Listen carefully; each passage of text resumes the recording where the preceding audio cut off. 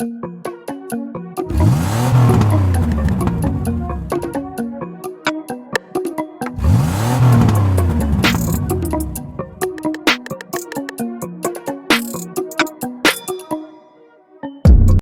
we are live. It's the Revved Up 906 podcast, a Detroit Pistons podcast to be exact. And I'm Hudson. And I'm Ryan. And before we get into episode 20, I want to give a quick shout out to the Revved Up 906 boys because we've reached episode 20. So a nice little round of applause for us because we've stayed consistent. We've gone on vacations and we've double timed the videos so that we make sure every Saturday at 1 o'clock or 2 o'clock, whatever it is, episodes are coming out. We're on that grind. And so just a quick round of applause for us because we're at it. We're here. We out here. We're making waves in the Detroit Pistons community. And we're waking everybody up to the statistics, the facts. And so we're having a blast doing it. How has this last couple months been, Ryan? It's been fun. Yeah, I've enjoyed it a lot. From just sitting back, watching the Pistons and not being able to talk about it to actually being able to talk about it more. So now, it's amazing. Yeah, we went from talking about the Pistons on the way to rounds of golf to now we're behind the mic, giving ourselves a platform to preach to the masses about the Detroit Pistons, the beloved Detroit Pistons. Yep. Without further ado, we patted ourselves on the back enough. Let's get back into the knit and grit. Episode 20, we are talking about the question, what duo restores Pistons front court? What duo is bringing us to the promised land, per se? To kind of break out into conversation about this topic of what front court, what power forward center are we going to be able to rely on in the future, I want to go down each possible duo that we could see. Recently, we've been seeing a little bit more minutes from Jalen Duren and James Wiseman in that possible duo. So some of the positives with them is Duren's a good passer. We've seen him be a sneaky good assist man. And Wiseman, who's a guy that likes to shoot the ball, is going to be able to kind of make up for what Jalen Duren struggles with, which is shooting outside the free throw line and getting those 3-point shots up. So I think James Wiseman will kind of benefit Jalen Duren and kind of making up for what he doesn't do 3-point wise. And then they both got great blocking ability. So they're going to be able to protect the paint that we need for when we are going up against teams like the Cleveland Cavaliers, these teams that have two massive human beings in the paint, and we need to be able to match up with them. Yeah. We go back to pre-trade deadline, I should say. And you look back, and I always reference, like, we don't have size. Out of all of our starting lineups, we did have Nerlens Noel, but he wasn't playing. We did have Kevin Knox, but he wasn't really a true big. We've had Sadiq Bey, and he, in his right sense, he could play the 4, but he's not a big. Right. And so we've had guys that could be bigs, but aren't bigs. And it was really, so when you have Stu and you have Duren, Stu is bigger, but he's not a true big. No. He plays like he is, but he's not a true big. So he doesn't have the size to protect in the paint. Does he have that blockability? Yeah, he does. But it's not like a Jalen Duren or a James Wiseman. When you look post-trade deadline, we acquired James Wiseman in the trade with Sadiq Bey, and all of a sudden our defense efficiency is up. We contest shots all the time. Nobody's getting an easy shot in the paint. Right. And you have Jalen Duren and James Wiseman beating up on Nikola Jokic the other night, and it's like, whoa. Right. So when you have size, you're able to contend against a team like the 76ers with a Joel Embiid, the Nuggets with a Nikola Jokic, the Heat with Bam Adebayo. When you have bigs to contest with other bigs, that leaves it up to the guards for the rest of the game to win the game for you. You know what? That was a great point. Us against the Pistons versus the Nuggets matchup. That was our first time really seeing Jalen Duren and James Wiseman play together. And it was against a great duo who are Aaron Gordon and Nikola Jokic, who arguably are the best front court in the West, maybe in the NBA. I mean, that's a really good front court. They give you everything you need. Nikola Jokic kind of carries his weight, but And we were able to see these two guys be able to compete against a tough Nuggets team. And a lot of people would say, well, Hudson, these are 2 7-footers. I mean, Jalen Duren isn't quite, but nearly. Yep. They're going to struggle with speed. They're not going to be able to get up and down the court. Excuse me? James Wiseman is a freak of nature. Yep. When you see how fast he can get up and down the court, you're like, oh, okay, this dude is a beast. And then Jalen Duren, quick feet. Neither of these guys struggle with speed. No. Isaiah Stewart can struggle with speed at times. So that's why, like, typically when you have 2 7-footers in the paint, you're like, okay, is that going to slow down our offense? Is that going to slow down our transition defense? No, it's not in this case because these guys are freak of athletes. The only negative I see with this duo, and it's not even necessarily like a stone cold negative, it's really only the possibility of log jams in the paint. We know that Wiseman typically lingers in the paint a lot. He likes to get those passes inside to be able to back down defenders. And then Duren is, I mean, he's an inside guy, right? So he's going to be in the paint a lot. He likes those offensive rebounds. He's a big time dunker. That's really his most positive about his game right now. It's just his dunk ability. So that's my only thing. But with James Wiseman's shooting ability, I'm not too worried about it because I think if we did put together that duo in the starting lineup and gave them both 30 minutes, that it's going to be in the game plan to keep Wiseman to kind of get him around the free throw line, kind of like what the Celtics did with Kevin Garnett. He lingered around the free throw line a lot. Those 2 elbow jump shots, that was his bread and butter. And so if I'm James Wiseman, I'm getting my jumper ready for those elbow jumpers. Yeah, he can shoot. Yeah. He's a shooter in a big's body.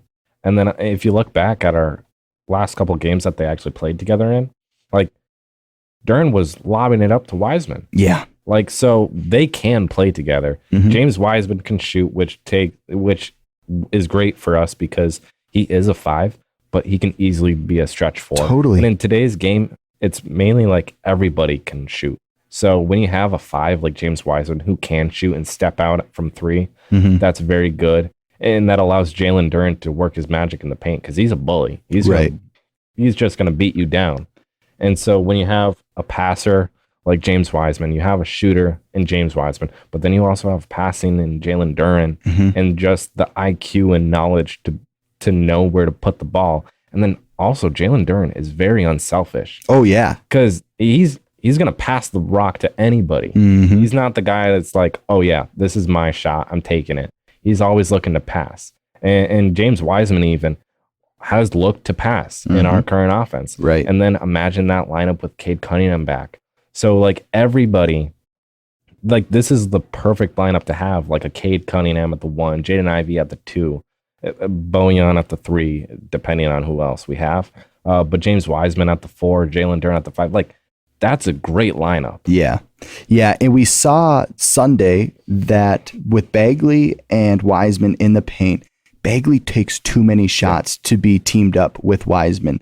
Where Duren, you don't have to worry about that. He's shown that he likes to pass, but then also his game naturally just doesn't require a lot of shots. He takes his shots when the defense gives it to him, where Wiseman can find his shot when he wants to. And I also, we were talking about Wiseman's shooting ability. I don't think he's really even showcased the top tier shooting he can give. I think we've only gotten a sample size of what he can do around the 3-point line so far, and I think that's just because Bojan takes a lot of shots. Alec Burks, who's been out for a couple weeks, takes a lot of shots.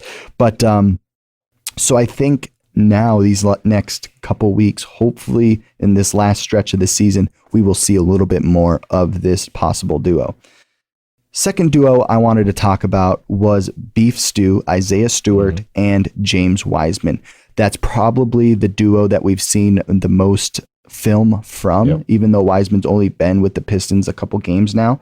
But obviously a great shot blocking duo that this team, we can beat up on Isaiah Stewart's undersized, but his wingspan's like 7'4", like it's incredible.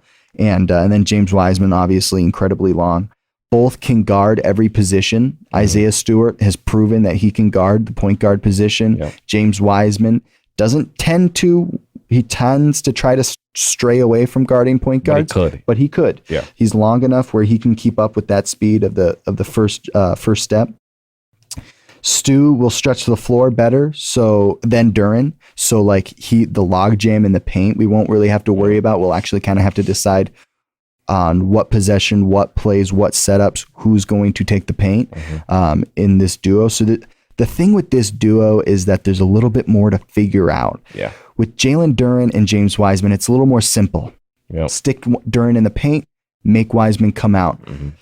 But with this duo, it's a little bit different because we've seen Stu be streaky offensively. And Wiseman, we've only gotten a sample size of what he can do. So this one has a lot more question marks about it. Also, they both foul a lot. Yep. Stu can tend to struggle with fouling. James Wiseman can rack him up very quickly. It just depends on the game, on the matchup, if he's going to struggle. But this one's a little bit more in question, I feel like. Yeah, and based off of Jalen Duren's play this season as a rookie, I would say that he's deserved to be in the starting lineup going forward. And I think he takes away from Stu's spot. But I think with Stu's game, because he's streaky, I think that's like the perfect kind of guy to have as your sixth man. Because if he can be his normal self, coming in with the second group and bringing that energy like he normally does, like, okay. But he's too streaky at times, and he takes questionable shots sometimes, and it's like, what are you doing right now?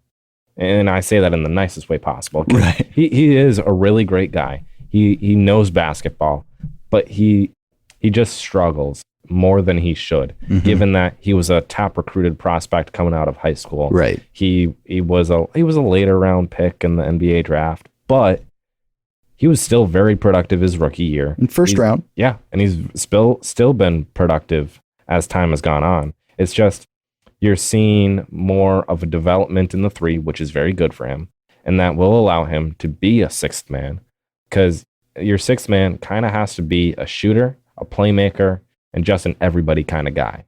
And the fact that Stu's already developed a three and it's also kind of worked out in his favor, you could see him coming in and being like a sixth man and playing the three, the four, or the five. Right. And that's like the perfect kind of guy to have in that lineup. Now, I wouldn't be opposed to a lineup of Wiseman and Stu. It would just be, it would have to be based off of what the other team's lineup is. Because if they're going small ball, go ahead, put Stu in. But also at the same time, like if they are going small ball, Jalen Duren can keep up with a bunch of those guys too. So it's like, I just think Jalen Duren has deserved a spot to be in the starting lineup where Stu has taken a step back. And it's just, he's too streaky right now to be like, oh, he's a starter. Unfortunately, and I emphasize unfortunately, when I watch Stewart, I feel like he's reached his ceiling, that he will get better as he becomes a vet, but just as far as the game slowing down, I think he's going to be a really good bench player. Jalen Duren isn't at all close to his ceiling. He's got you can just tell with the way he plays, he's going to grow so much in his basketball IQ and his skill. So that's my only issue with this Beef Stew Wiseman duo, is I just don't see them being able to play well together because they're both so active offensively. I feel like our offense will be clunky. Like it'll just kind of have so much growing pains. Maybe they could grow to play together, but I don't know if we have enough time for that to happen. The other thing is Stu is so used to being the quarterback of the offense, meaning in the paint at the five. I don't see him being able to give the reins to James Wiseman and them to be able to play well together. I think Stu is so used to doing everything a center does and is so used to being super active that I don't think he can take a step back and let Wiseman do the role of the center position. Yeah, but not only that, like Stu, his passing ability isn't anything spectacular. Right. He's not a passer. I mean, he can pass the ball because every player can pass the ball. But what I'm saying is he's not a facilitator. So, like, you wouldn't put him in a game going like, oh, hey, he's going to be kind of like a point guard, but play at the 5. Right. It just won't work. He doesn't have the basketball IQ or the passing ability that like a Cade Cunningham has or even a Jalen Duren has. And so he's going to struggle with that. He's also slower than James Wiseman and Jalen Duren, which that's not good. You can't have a guy. It's weird because you would expect Stu to be fast or faster than James Wiseman and Jalen Duren, but he's not. And it's weird given how tall he is compared to the other two. You would expect like a true big, like a Wiseman and Duren to be slower than a guy like Stu, who's 6'7", 6'8", 6'9"-ish. Right. But he's not. And it's just, that's why he's a downgrade for me. It's because he's not fast. His basketball IQ isn't as high as the others. He's slow. Well, I pretty much covered that already. But no, I get what you're saying. He's a different style than what I think Pistons fans and what I want going forward, given when you have the possibility of a duo of James Wiseman and Jalen Duren, you have to go with that duo over a lineup of Wiseman and Stewart, or even a Wiseman or like a Duren and Stewart lineup even. Right. Duren and Wiseman just worked so well together compared to any possible lineup you could have at the big position. Duren and Wiseman totally passed the eye test. Yeah. You watch them and you're like, okay, I think something's going to click here. Yeah. You made mention of the possible duo of Beef Stew, Isaiah Stewart, and Jalen Duren. So let's we've seen the most play out of these two this season. This is the duo we've seen the most. Obviously, it's not a recipe to win. Yep. That's kind of what this season has proven. But so we'll take some time to talk about them. The only thing with this duo, I couldn't come up with many positives, to be honest, just because of what's happened this season.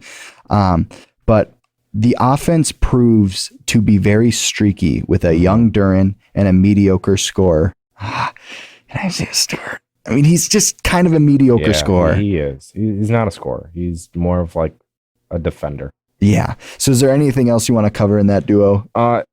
Well, that goes back to me making the comment earlier on in the season without Wiseman, just in the size ability. Like, how are you supposed to contend against a team like the Cleveland Cavaliers, as an example, when you have Evan Mobley at the 4, who's 7 foot, and then Jared Allen at the 5, who's 6'11", and Stu's like 6'9" on a good day. Right. And you have Jalen Duren at 6'11"-ish. So it's like, how are you supposed to contend with Stu guarding Evan Mobley, who's 6'9" versus a 7 foot? That's not a recipe for success. That's not going to work. Or even if it's not Cleveland, you have the Nuggets.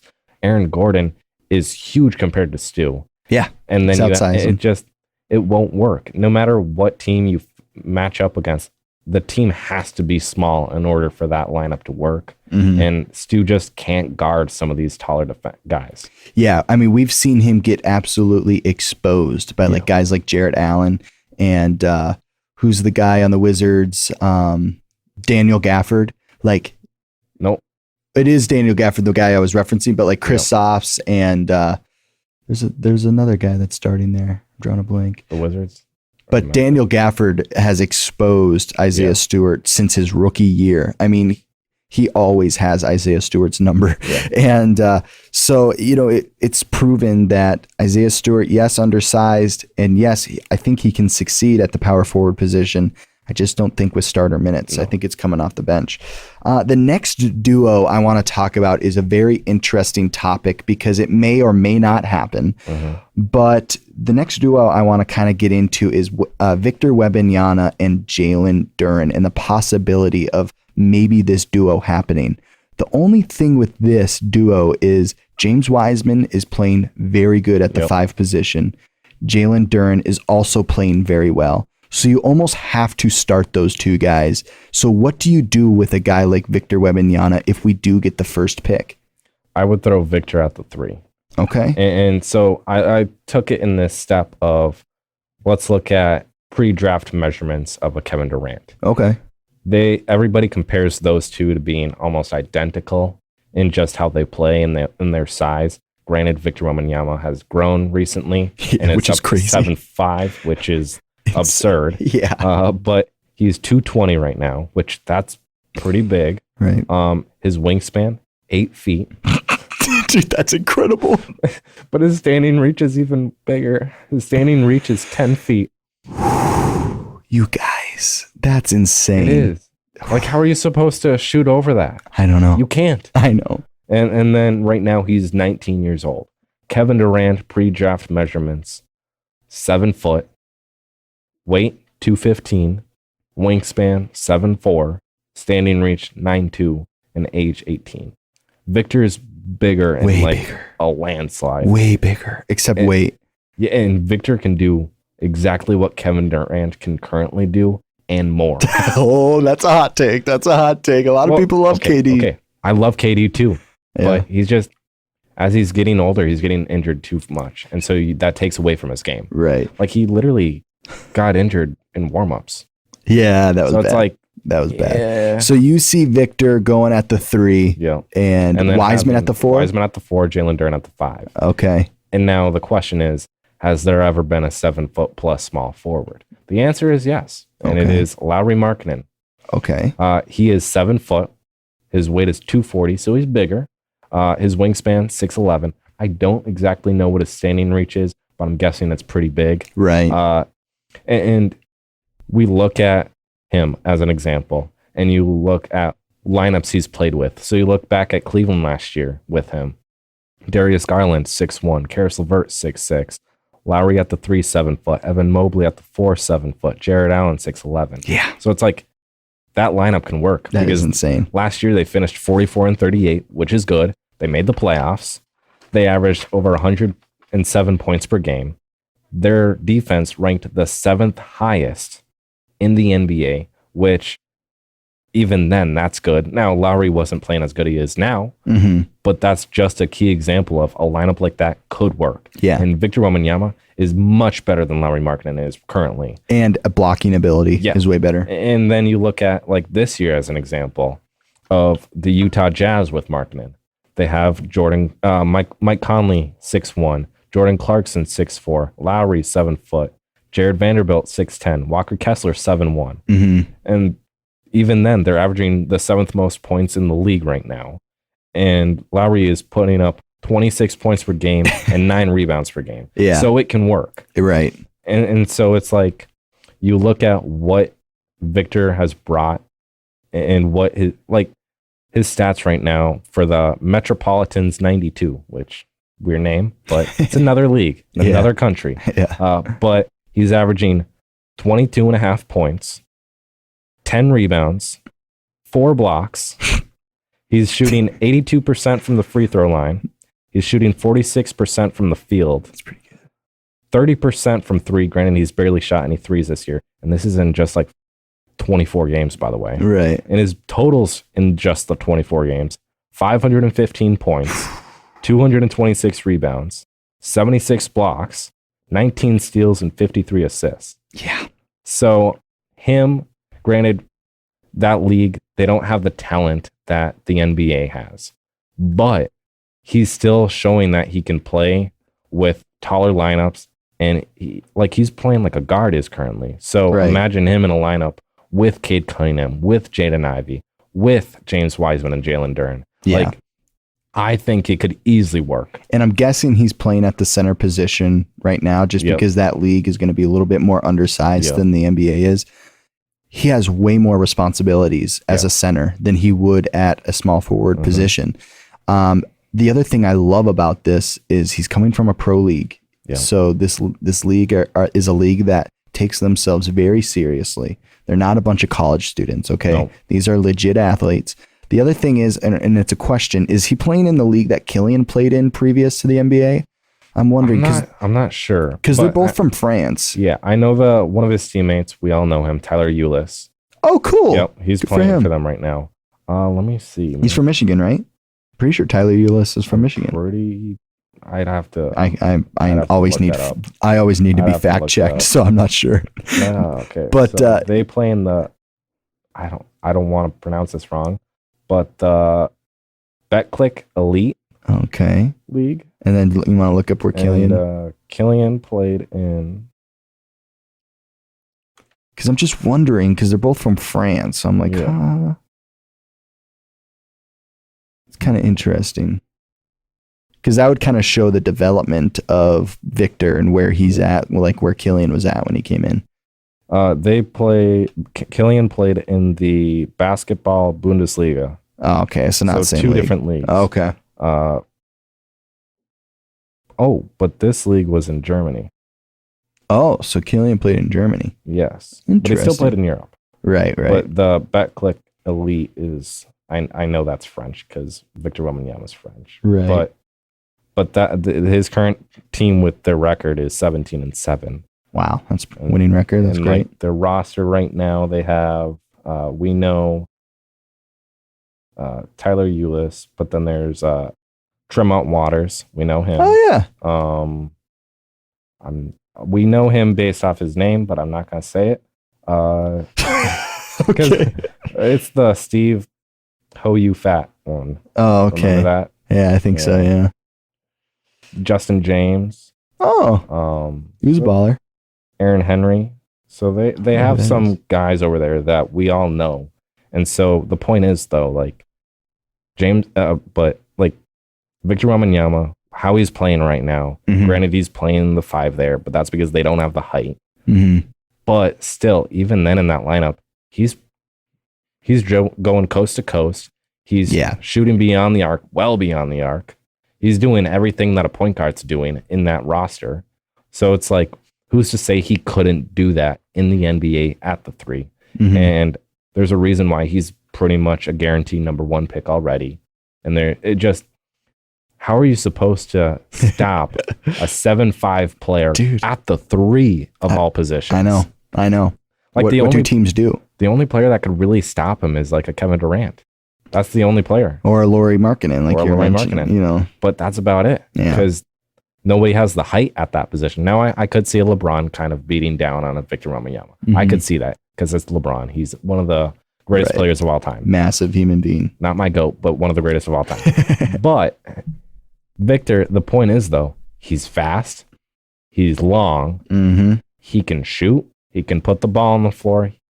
Okay, he can do everything and more. Right. And so when you have that with a possible lineup of James Wiseman, who can step out and shoot a 3, who can shoot consistently almost anywhere, who's one of the most efficient scorers in the league. Yep. And then you add in his defense with his shot blocking ability and his basketball IQ and his passing and his quick reflexes. And then you look at Duran, who maybe can develop a 3, who can shoot jumpers, who can dunk on you all day, who can block the crap out of your shot. Yep. If there's a recipe for success with James Wiseman and Jalen Duren going forward in general, which there is, add a Victor Wembanyama in that mix, 7'5", 7 foot, and 6'11", pretty much 7 foot, 3 7-footers. Yeah. You just can't guard that. It's the new NBA. I mean, the Pistons are going to start the new era of this just big ball and let's lineup. say it's not Victor Wembanyama, and let's say it's Brandon Miller. Still. Brandon Miller is one of the top tier players in college basketball. He's averaging like 26 points per game. Yeah. He's one of the biggest players in college basketball. Mm-hmm. Like you look at him playing, he's gigantic. Dude, beast. And so it's like, even if we don't get Victor and we end up with Brandon Miller, we still have size. And size in today's league is going to work. Right. It has to. It's a recipe for success, especially when there's such skilled big men like James Wiseman and, Jalen Duren's, he's not necessarily quite skilled yet. I would just say he's got a lot of raw talent. And then you add a very skilled player in Victor Wembanyama offensively. I mean, I think it's a recipe for success. Yeah. I really think that if Victor is coming to the Pistons, I just don't really see him at the 4 or 5. No. I think he kind of Jalen Duren and Wiseman are proving that they're too good to sit the bench. Yeah, one of them has to get flipped, which I don't want to see, or Victor goes to the 3. So it's just a possibility. You never know. And you bring up moving players. The key bigs that I have going forward are Jalen Duren, James Wiseman, and Isaiah Stewart. Mm-hmm. The bigs that I really have in question are Marvin Bagley and Isaiah Livers. But the guys that I could see getting moved, besides Marvin Bagley and Isaiah Livers, is Bojan. Yeah. Because I could easily see Bojan is up there in age. Now, did he just sign a massive contract extension with us? Yes, he did. And when I say massive, I'm meaning years. Right. Not money, because he actually got fleeced a little bit. His contract's much smaller than what other teams would pay him for his abilities. But you have him locked up on a 3-year deal.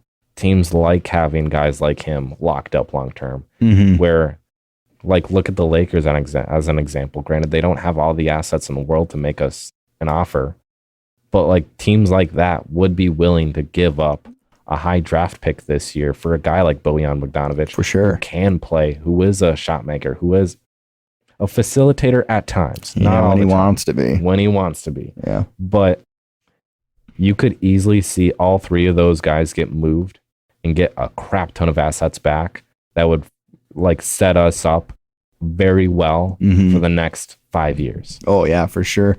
And with a guy like Bojan too, like what teams can kind of hold their hats on is, you're going to get automatic offense. Yeah. I mean, and that's what Troy Weaver's preaching to these guys, to other GMs when he's shopping around his name. Not necessarily saying it's going to happen, but Troy Weaver's the kind of guy that's shopping everybody except our top 4 guys. I'm just saying. Yeah. But before we wrap up today's episode, what was something else that you kind of prepared for today's episode as far as talking about Pistons front court? I really broke it down with Victor. I broke it down with the key guys I could see getting moved, the key guys I see going forward. And I really only see a lineup with Stu coming off the bench, right? At least with him. And let's say he doesn't work out as a guy coming off the bench, got to trade him. You have to, because you can still get back a good return for him. Totally. He's still very young. He's still a solid NBA player. Totally. He can do, he's developed a 3. Yep. He can shoot now. But if he doesn't work coming off the bench, I don't see him starting over Wiseman or Duren. I don't see that. And I don't even though he has developed a 3, I guess you could have him play at the 3. But I would rather have Bojan playing at the 3 than Isaiah Stewart. Yeah. But it all depends on what this offseason does. It depends on what Weaver does, who he drafts, who he trades, who he signs. That's all that matters right now. Well, and we've kind of let it go to the wayside. Isaiah Stewart's rookie contract is up this summer. Yep. He's up for renegotiation. And say we make this decision after the draft, I think that's probably the best decision, because then we can know who we get if we have the first pick, or we can decide after the draft lottery and be like, okay, we got the number 1 pick. Everyone knows we're going Victor. All right. See you later, Stewart. It might be that kind of situation. We don't know. If that does happen, you could move Stu, I would say, for at least the 12th overall pick. Right. You could get that value back. Ooh, I don't know. Yeah, I mean, he's got a long resume of staying healthy, though right now he's coming off an injury. That's like one of his downsides. I'm curious what the NBA mock draft currently is and where the teams are falling. Yeah. Because because I could tell you pretty much if a team like that could move for a Stu. They're saying the 12 right now, the Jazz. I don't see Stu going there. Yeah, they kind of got Lowry. And I could see him with the Raptors. Raptors at 13. Yeah, he's very Precious Achua, though. Actually, the Lakers are projected to have the number 14th overall pick. Stewart and LeBron mend ends and partner up. Maybe. But you also have the Hawks at 15. Thunder at 16. I don't see the Warriors making a move for him. Knicks at actually New York. Stu's from New York. And they often compliment him.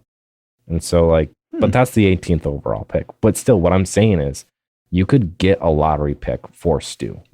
If not this year, next year. Yeah, we'll see. I don't know. Yeah, there's a lot of the Stewart is one of the players that confuses me the most. There's so much in question about him.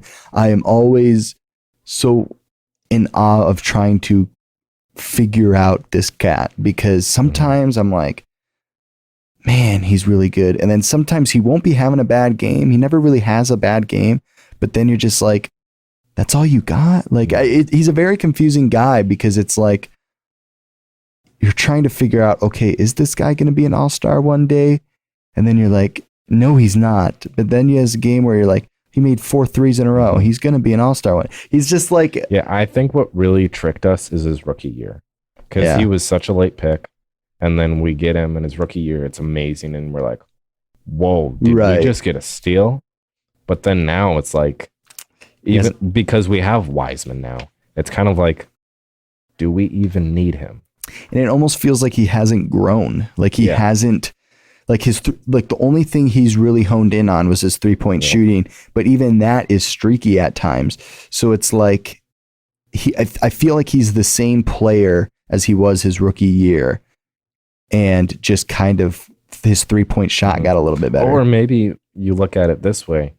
Maybe it's Cade that unlocks more of his abilities. Maybe. Because this year we didn't see a lineup really with Cade and Stu other than the first 2-3 games in the season.